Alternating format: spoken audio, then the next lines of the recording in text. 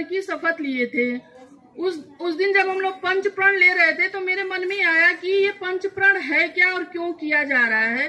तो जब हम घर गए तो हमने उसको देखा कि ये पेपर में भी पढ़ा कि क्या है। तो पहला प्रण है कि विकसित भारत का लक्ष्य। विकसित भारत का लक्ष्य का मतलब क्या हुआ कि बेटा भारत जो है विकासशील देश से विकसित देश बनने की तरफ अग्रसर है। यानी वो अगले मोदी सरकार का लक्ष्य है कि 1947 में जब भारत स्वतंत्र हुआ था और अगला जब हम 2047 में प्रवेश करें तो एक विकसित और संपूर्ण राष्ट्र की तरह मजबूती से खड़ा होना।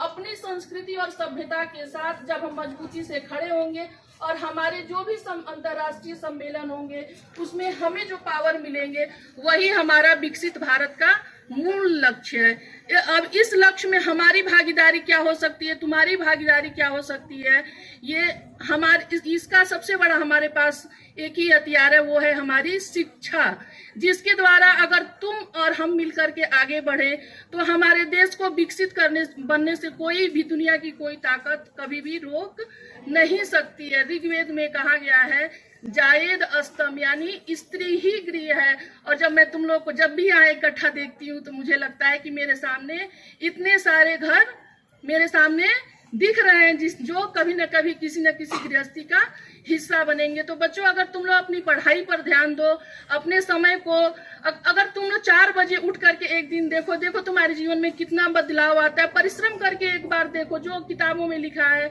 जो हम पेपर में पढ़ते हैं, उसको एक बार अपने जीवन में अप्लाई करके देखो तुम्हारा जीवन कितना बदलता है।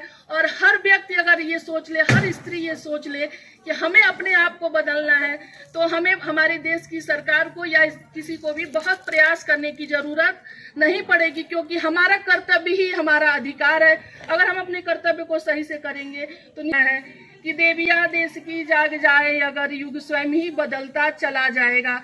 तो तुम लोग जागो और अपना कर्म करो,